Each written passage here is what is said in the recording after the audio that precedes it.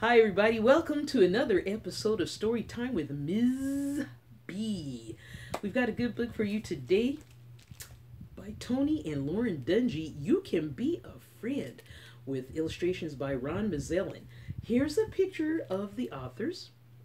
You might recognize Mr. Dungy. He's a former NFL player, that's National Football League. He's also a Super Bowl winning coach, having coached the 2006 Indianapolis Colts Super Bowl champions team. He's also a sports commentator during the football season, so you may be seeing him soon, coming up in the next couple of months as football season gets underway. So let's find out what happens when some kids move in, and how do the neighborhood kids make new friends. You can be a friend. We all need a good friend. Let's find out how it works out. I'll read it to you and then show you the fabulous illustrations by Ron Mazellan and You Can Be a Friend by Tony and Lauren Dungy. You ready? Let's go. It was a hot day, a hot and sticky day, the kind of day when you've got to eat your ice cream cone fast before it melts down your fingers. Jordan stood still, not able to move. In fact, he was frozen in place. He had been tagged by Jade in their game of freeze.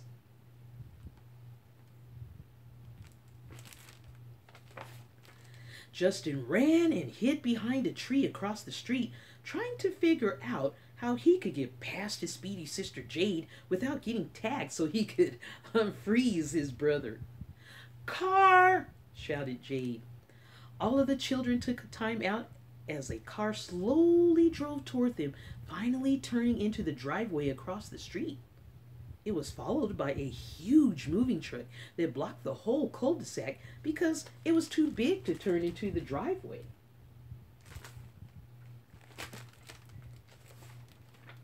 They raced into the house, forgetting that they were in the middle of a freeze tag game, shouting with excitement, "Mom! Mom! Somebody's moving in!"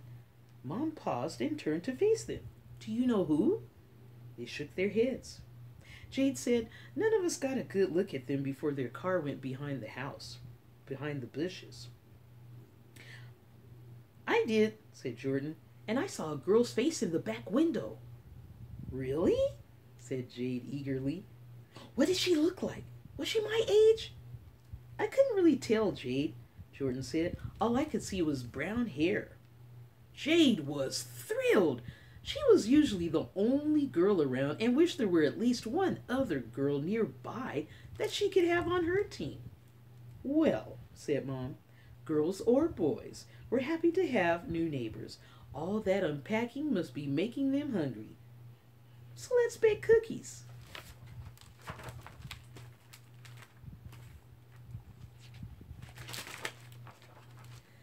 Mom gathered everyone in the kitchen and put the kids to work. Jade measured, Justin poured, and Jordan mixed the ingredients. Jade kept daydreaming about the new girl across the street. "Mom," she said, "do you think the new girl will be in my class?" "Maybe," said Mom. "Do you think the new girl will come to my birthday party?" "I'm sure she'd appreciate an invitation," Mom said, smiling.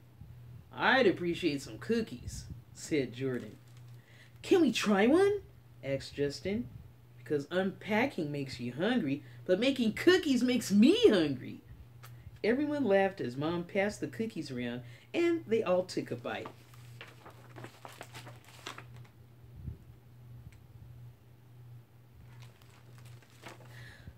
Yuck! They were terrible. "Uh-oh," Jade said, and she pointed to the ingredients still on the counter. Instead of sugar, she had used salt. "I was so busy thinking about my new friend, I guess I wasn't paying attention." As soon as the new batch of cookies was ready, they sampled a few to make sure they were sweet and yummy. "Delicious," Mom said. And then they all headed across the street and rang the doorbell. "Hi, we're the Dungies, your neighbors across the street," said Mom. "We wanted to say how happy we are that you are here." "We even brought cookies," Justin said. Jade and Jordan were trying to look past the doorway. All they could see were stacks of moving boxes blocking the hallway. "Oh, thank you." "We're the Snells," said their new neighbor. "Girls, you have friends here to meet," she called.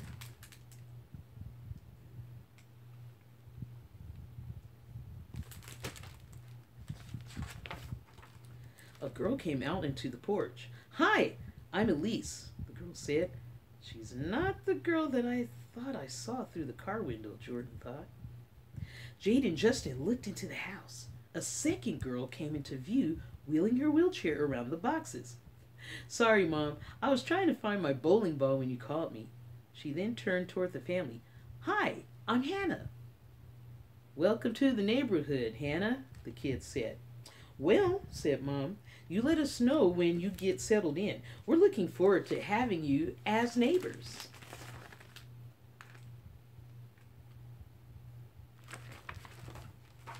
That evening, the family drove to the library as they often did. Jade had been quiet all afternoon, but finally she spoke up. "Mom, do I have to be Hannah's friend? She can't do any of the things that my friends and I do." Mom and Dad looked at each other, and Dad spoke softly. "That's not the best reason to be friends. You should be friends with someone because of the kind of person that they are. Let's find some activities to do with Hannah to get to know her better." Mom added, "God made everyone, and we are all special in His eyes. Sometimes we might have to look a little harder to see that." "But will she be fun?" Jade asked. "Remember when Jordan broke his leg and had to be in a cast and a wheelchair?" Mom replied. "He still was able to do lots of things, including going to the school dance, which turned out to be a terrific time." Jordan piped up, "What about bowling?" She was unpacking a bowling ball. "Now that's a great idea," Dad said. "Why don't we ask the Snells if Hannah wants to go bowling with us?" "Well," said Jade, "I guess we could ask."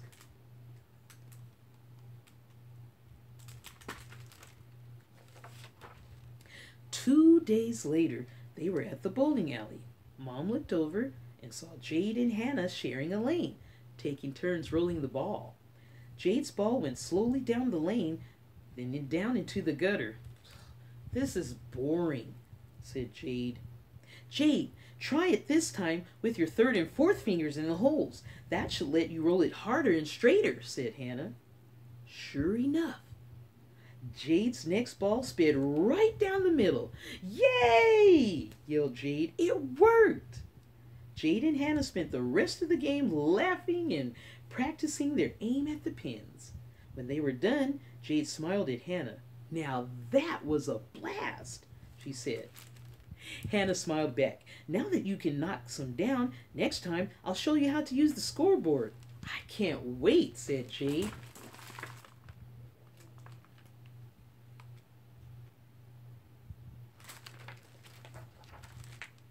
Over the next several days, Jade and Hannah spent much of their time together.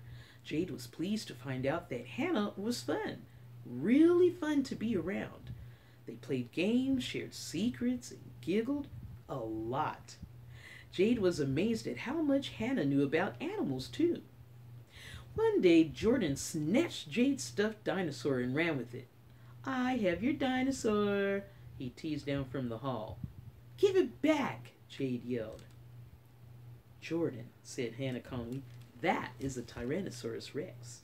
And as a meat eater, he will eat all of your other animals unless you give him back." Jordan threw him back down the hall, and Jade and Hannah gave each other a high five. Then Hannah looked up at the calendar in Jade's room. "Hey, your birthday's coming up soon." Jade was startled by a moment. "How did you know?" she asked. Hannah laughed. "Well, you have a big red circle around the day on your calendar with the words, 'My birthday,' written underneath it," she said. "I love to go to parties." Jade smiled at Hannah, but felt uneasy. Me too."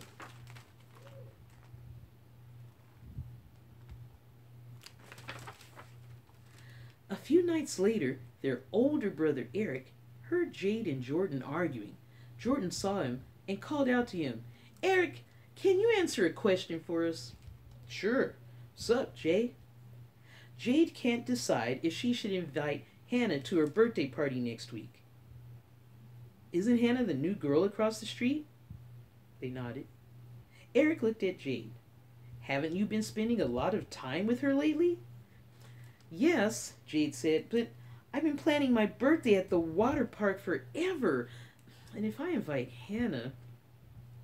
Jade paused, and then she said, "She'll either be by herself some of the time, or I will have to stay with her, and you're afraid if you invite her, then you won't be able to go on the big slides, to surfboard, or go off the diving boards."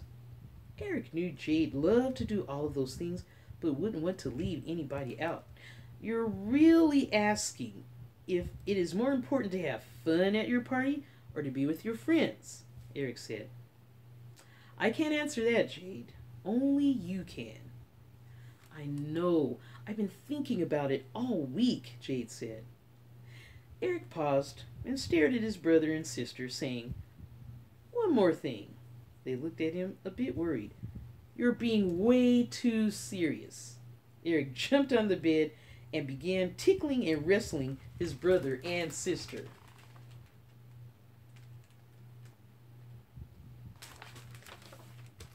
The next morning, Jade walked into the kitchen for breakfast and announced, "Mom, I don't want to have my party at the water park." "But that's all you've talked about for months, Jade. You have really been excited about going there for your party." "I know, but now I want to have my party at the zoo." "Are you sure?" Mom asked. "Yes, that way Hannah can go to the party too, and won't feel left out the way she might if we went to the water park." "I can always go to the water park another time." Eric said that I had to decide if I wanted to have fun on my birthday or be with my friends. And by moving my party to the zoo, I can do both. "I think that's a great idea," said Mom, and she gave Jade a hug. "You know what, Mom?" said Jade. "I think this is going to be my best birthday yet."